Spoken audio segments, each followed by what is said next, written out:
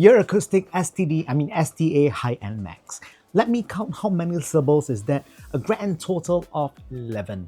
If I had to call this earphone by its full name for the whole review, I think I'd die of an aneurysm.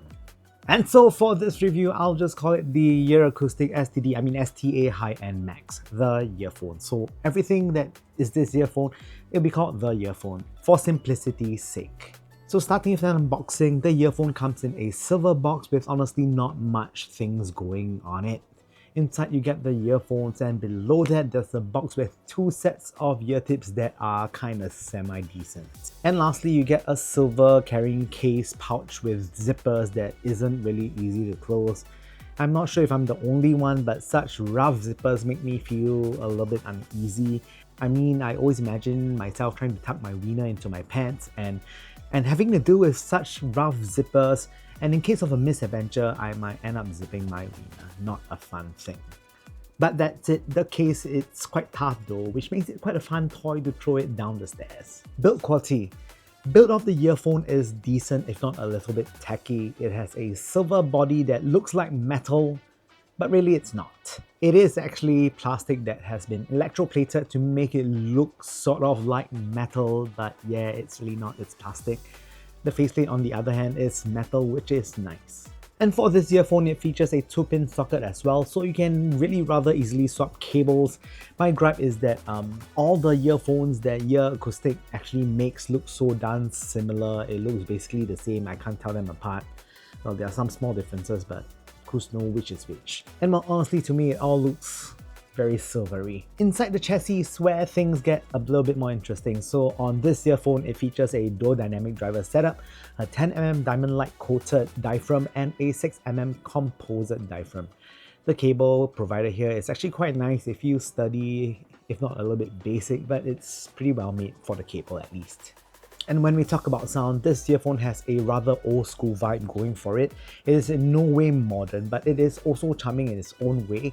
To really describe how it sounds, I'd say it sounds like a Thai disco, a dance club, or a go-go bar, whichever you're more familiar with. Talking about bass here is a tad bit bloaty, just like how it was in the early 2000s, which is when this was kind of acceptable. Now, I do find this slight bloat a little bit charming.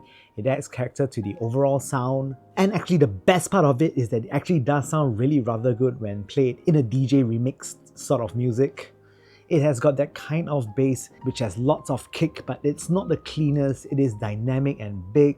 Transients here isn't the fastest, and resolution isn't its strong suit.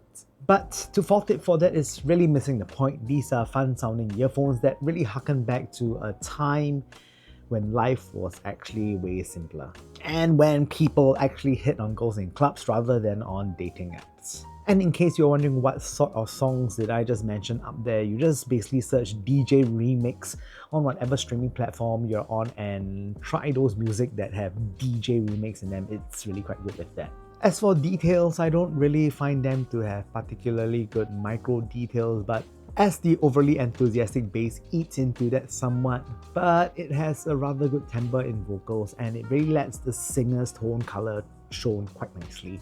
You can also hear the instruments in the music, but they lack a bit of definition compared to the vocals. And when it comes to texture and separation, it's not the most separated in the mix since the bass is a bit aggressive, so there's a bit of bleed going on. Treble extension is decent. There is really nothing too much to talk about it when it comes to treble. It is serviceable and not offensive. These are certainly not airy sounding, and for what it is trying to actually do, I actually don't think that it needs to be. And next, talking about soundstage, when it comes to width and height, it is overall quite decent. It sounds like you are in a dance club where music is just playing all over a place. And because of that, because you're in a dance club, I don't really think soundstage applies there because music is just coming from everywhere. Depth again is actually quite decent, quite good. It has lots of dynamics which really helps add to the depth perception, and finally positioning, it is decent. And now just some comparisons, comparing it with the Simgot EA500LM. Now the Simgot is the antithesis of this earphone. It has great resolution, timbre and technicalities. It simply just outclasses this earphone. But that's it. The Simgot is perhaps better for more serious listen. The earphone here doesn't actually compete on the same metrics, and it's not trying to.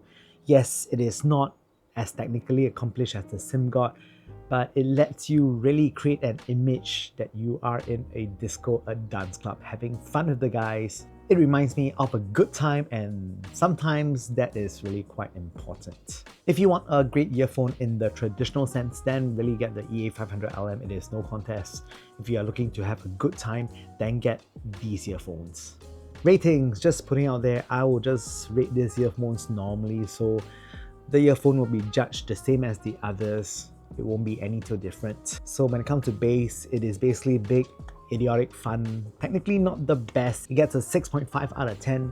Mid-range, well, vocals are actually pretty decent and instruments are quite good as well. It gets a 6.5. Treble, it's adequate. It's not the most well extended, but it's serviceable. It gets a 5.5. Resolution, it's kind of decent. It gets a 5.5 out of 10. And for soundstage, basically it sounds like you're in a club. It gets a 6, although soundstage and club is quite a weird thing. And lastly, the enjoyment factor. I did enjoy myself quite a bit. Perhaps I would like a bit more technicalities placed in this earphone. It gets a C+. And despite it being technically middling, the earphone is just really plenty enjoyable. It reminds me of my youth, being drunk, hungover, and just literally puking all over the place. Really good memories. At the end of it, this is a earphone that is really a little bit middling. They lack finesse, but they are still quite a bit of fun. And sometimes fun is important. It's quite boring listening to very serious earphones all the time. These are a pair that is just simply dumb and fun. With that said, I hope you guys enjoyed watching the Superchunk Super Audio Show.